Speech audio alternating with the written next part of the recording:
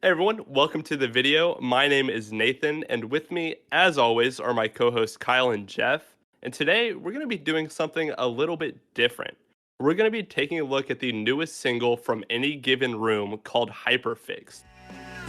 These moments hurt the worst, and they still stay with me. Please come lock the door. This is my calamity. These moments hurt the worst, and they still stay with me. Please come lock the door. This is my It's out now, so be sure to go stream it wherever you listen to music. And joining us today to talk about this song is Dylan from Any Given Room. Hello. Yeah, I just want to kick it over to you real quick. And if you could just introduce yourself and tell us a little bit about your band for those who might not know. Sure. Yeah. My name is Dylan. Hello. I sing for Any Given Room. We're a Little Rock, Arkansas based band, and we call ourselves math pop now. That's just kind of like the title we've stuck with because genre searching isn't fun. but And it's all arbitrary too, right? So it doesn't really matter. We were really struggling to describe your sound in our best of 2022 episode. Like I had like so many notes about what is this? Is it post-hardcore? What is this? right. Definitely get that. I was curious to hear what you actually define it as. Yeah. We're definitely a lot of like the math rock roots of like Fall of Troy, and like we were super big Periphery nerds in high school, all that sort of stuff, and grew up on the metalcore and stuff like that. But also recently, now really loving like hip hop production. So like really produced stuff and like a lot of heavy samples and heavy crazy synth sounds and sub bass. So like it's just like this weird cesspool of sounds that like we've collected over just being a fan of music. So Yeah. it's just call whatever makes you happy. So, How many other Little Rock math pop bands are there out there, if you had to guess? not any that I can think of. One of a kind. Let's go. Any Wow. given room. How about Another that? reason to listen. Amazing. So we can safely say you're the best math pop Little Rock band in existence. I put my name out there for the title fight. Yeah, for sure. I would safely give y'all that title. Good. I'm glad we Yeah. got that secured. We can add that to our little Boy Scout badge. Yeah, so we're all super big fans of y'all. Obviously, y'all got an award in our end of year episode last year. Yeah. Um, We're super freaking grateful, man. yeah, I know that's a big deal. So take Very that. prestigious. Yeah. Yeah, we super appreciate all the love, guys. It's been super cool. It's been super cool. Yeah, and even my wife is actually a big fan, and she's super Oh, wow. picky. She is super picky about like songs that she likes from my taste in music because she is just Ooh. not about it. So y'all get a big seal of approval there too. Sick. So about this new song, Hyperfixed, tell us a little bit about it. We've heard it. I think it's incredible. There's a lot that I love about it, and I think I could honestly go on and on. So I'm going to need y'all to stop me, but Okay, good. just tell us a little bit about it. What's the story behind the song? That's a good thing because like today waking up, I'm like, oh, we're gonna do the podcast. I was like, wait, what if they like completely hate it? like that's a thing I haven't thought about. So yeah, we've had through the process of dropping Abacus, the EP. We had a lot of member changes. We had 2 guitar players drop, bass player, and it was kind of a collection of pre-COVID, post-COVID songs. So we can't really call it like a locked up COVID project. So that project was very much so taking all of the scraps that we kind of had, and me and our producer, our drummer, Christian, kind of just making it like kind of our passion project and just really getting it out. And it was kind of a rush thing. So like the praises that it's been getting has been fantastic because we were stressed out making it. So I think the craziest thing is that you guys said easy listening, because I feel like we thought of how busy it was. We were like, oh my gosh. So Well, I say easy listening, but my range for what easy listening is so skewed because I go from like Darko, and then I'm like, oh yeah, any given room is super easy listening. That's just part of it. So going to the single, saying all of that, pretty much to say, the EP was very much so a lot of riffs from the original guitar players and a lot of songs that Christian, our drummer, had. And I wrote half of John T. Stanky. This song, the new one, is the first time that I've sent a full demo and it got turned into a song. So like I had a lot to do with the guitar work on it, and so it's a completely drawing from a completely different area than the previous work. So that was super cool getting to do, and just pulling from a different sound. Obviously, kind of comes from the same roots because we all listen to the same stuff, but this is definitely also like a heavier, more moody, like emo Mars Volta-y kind of sound than the happy-go-lucky stuff. So that's definitely interesting, and we're super excited to see how everyone responds to it.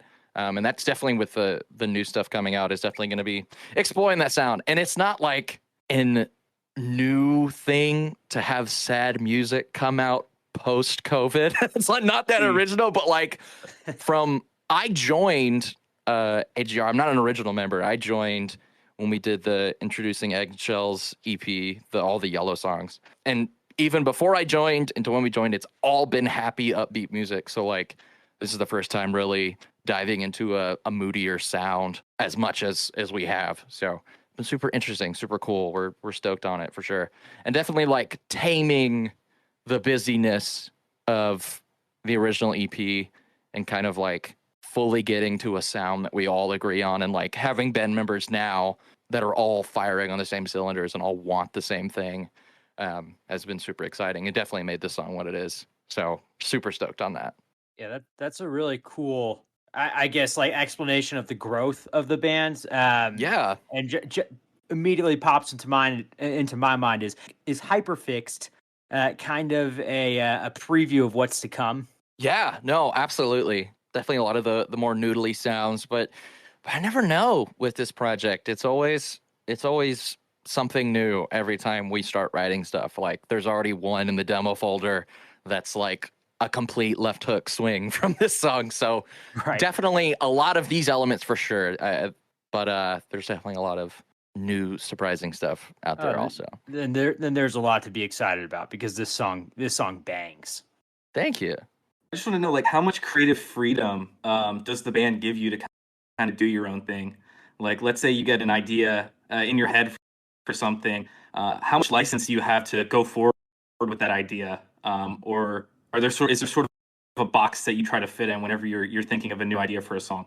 That's a good way to put it. Like I kind of said earlier, I was living in the same area as them, and now I'm 2.5 hours away. So now I'm doing all of my vocal recording here at home and demoing and all that stuff. So really, we're not having that experience of all being in the same room and writing and it growing together for this song in particular. So like it was very much so me just throwing every idea I had and them just going, let's listen to what Dylan came up with, and then sending an idea back and me going, oh, well, what if I did this? So like completely doing it separated by a wall and then finally coming together towards the end of it and like tying it up in a bow was a really unique thing that we haven't gotten it done before.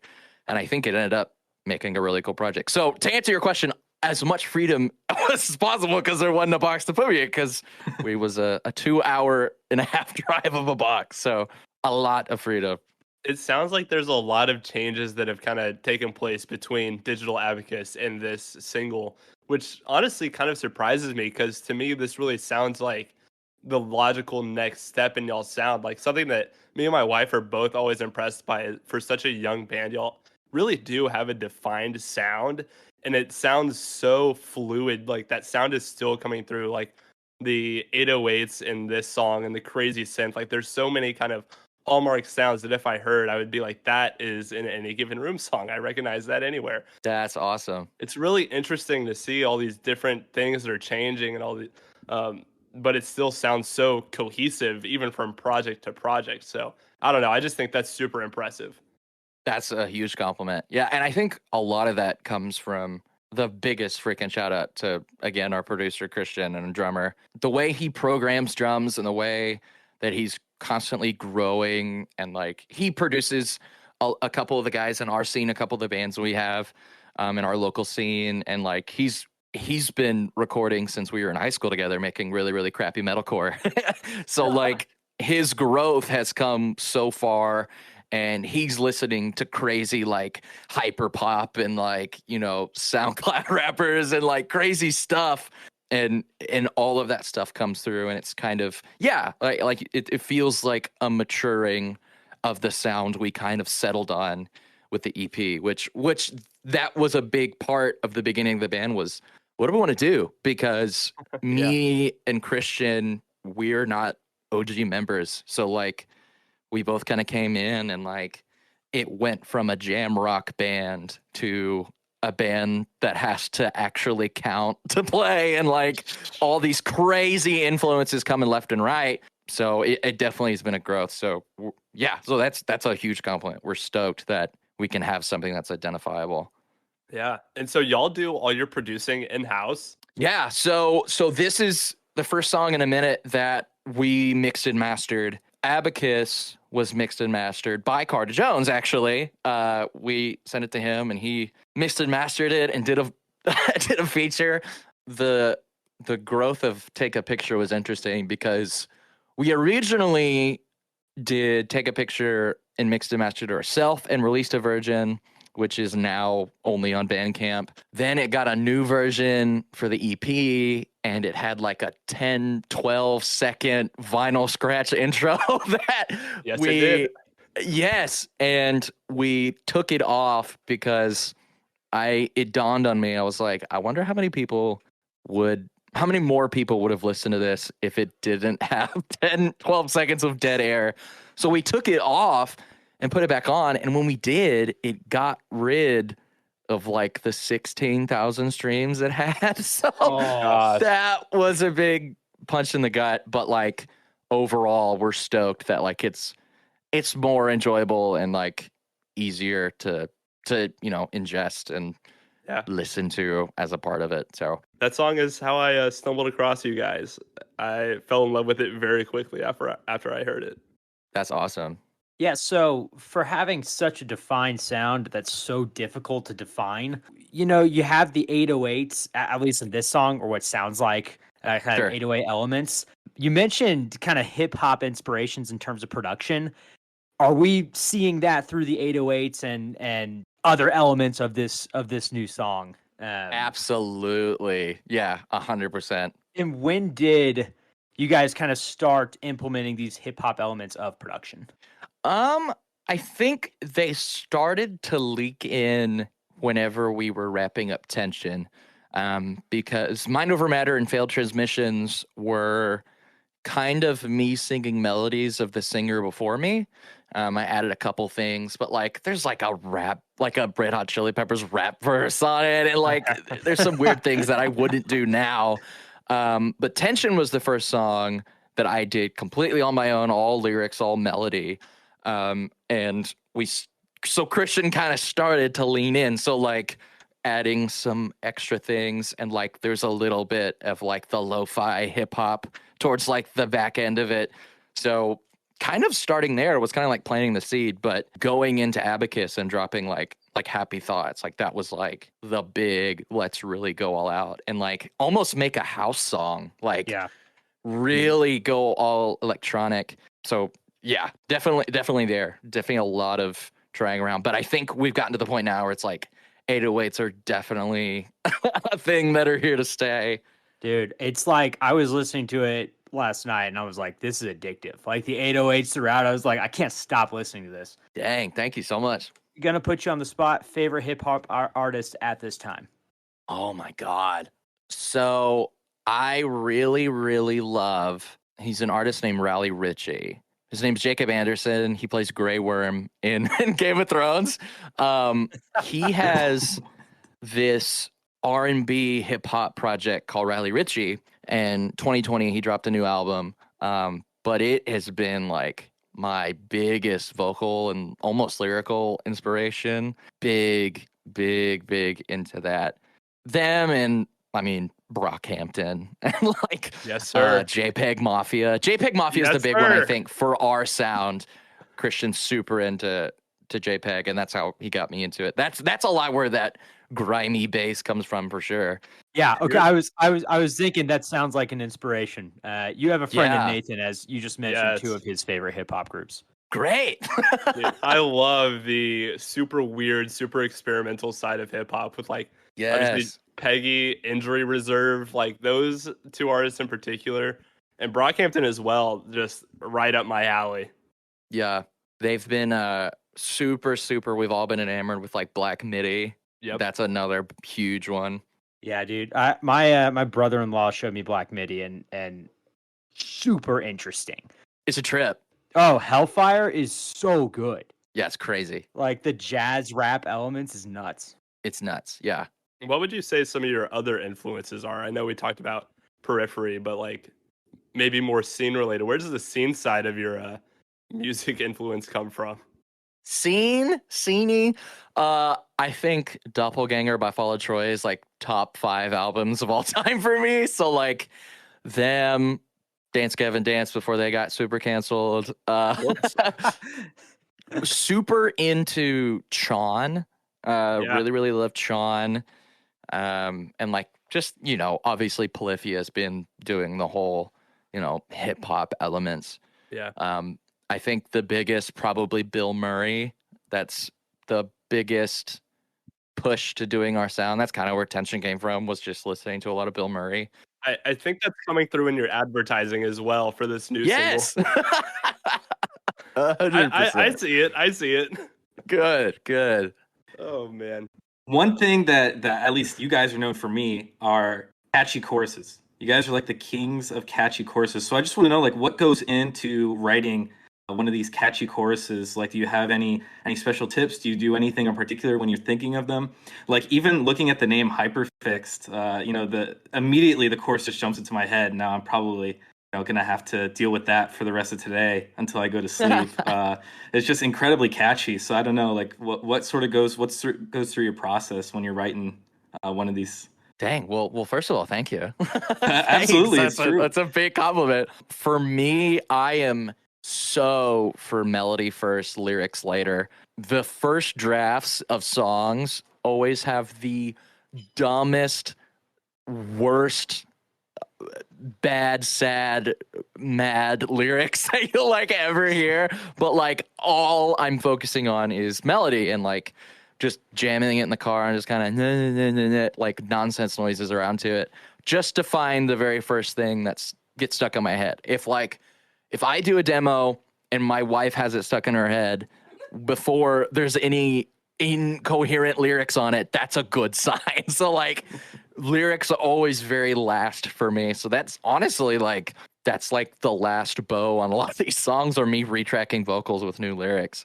So definitely melody first has been a big helping thing. Gotcha.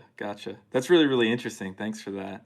So would you say that, in terms of developing these courses, since, you are the lead singer, like you sort of, I guess, pass the lyrics around the band? Do they sort of double check it, or do you have full authority over what the lyrics are going to be for the songs? I guess sort of that goes back to my first question about how much creative freedom you have, but I'm just curious, like for the lyrics specifically. Yeah, lyrics are cool because it's definitely not I have the last word on it. If anything, the whole band does. It's is this cool? Is this a statement? Does this actually make sense? Like those things are important. Take a Picture was obviously super inspired through the riots and the Black Lives Matter movement. And it was super heavy on our hearts then. And that was me and Christian kind of going back and forth on that. Steven, our synth player, really went all in for the lyrics on Stanky and Avocado Toast. That one I think was really cool because that's a personal story that I didn't know about, and that's completely from him. about a relationship that he was involved with or knew of. And I was completely in third party of that. But I just love how it came out and the content of it. So it's definitely passing it around and letting everybody kind of be happy with everything. But for this song, this Hyperfix was all coming from me, and from anxiety and like traumatic moments. Pretty much the main idea is kind of small moments that you have that kind of come back up later and kind of needing space.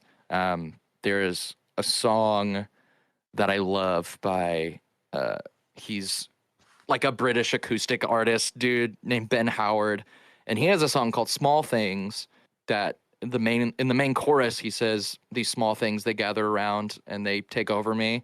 And that was like a big, oh my gosh, I love the concept of this, let me rip it off. And so like definitely getting inspired from that is kind of where this song came from. So this was one of the rare instances where it was kind of all me and everyone was kind of on board and they all kind of related.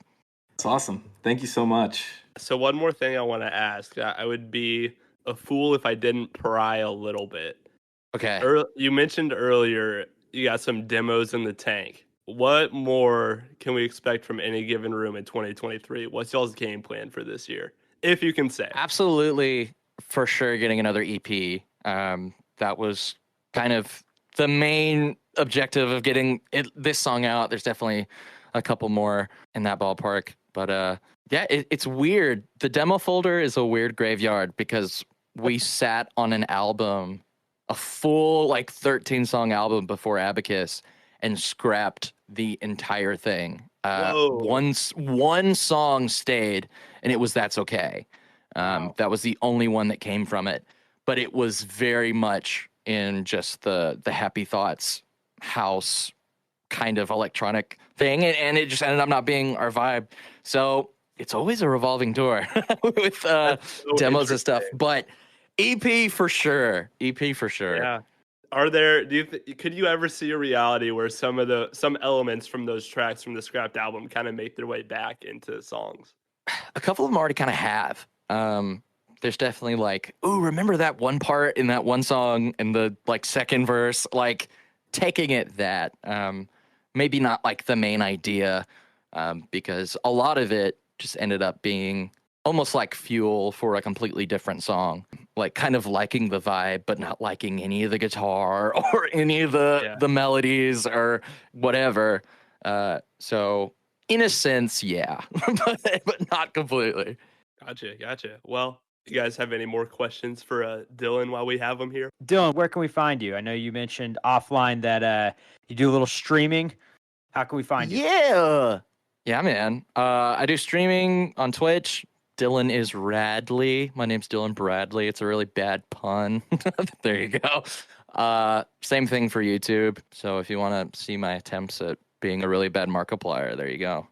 Sweet. But on Twitch, yeah, I sing some Any Given Room music and talk about that and some upcoming stuff. So yeah, if you're interested in that, there you go. That's where it is. Sweet. Well, thank you so much for joining us tonight. Everyone, go listen to Hyperfixed by Any Given Room. This is the most underrated band right now. They are incredible. They deserve so much more. So go check it out. Give them a follow. Give them a stream. And yeah, thank you. Thank you for coming on. Yes. Yeah. Give us your money, guys. Yeah. Give them your money. That's the most important point. Do it. Yeah. That's the big thing. I'll put their links in the description. Just send them money. What's your Venmo? I'll DM you after. Yeah. Hey, what's your bank account number so we can just do direct deposit? Don't forget those 3 numbers on the back of your card. And the social security. That's also important. Yeah, that's important. All right. See y'all.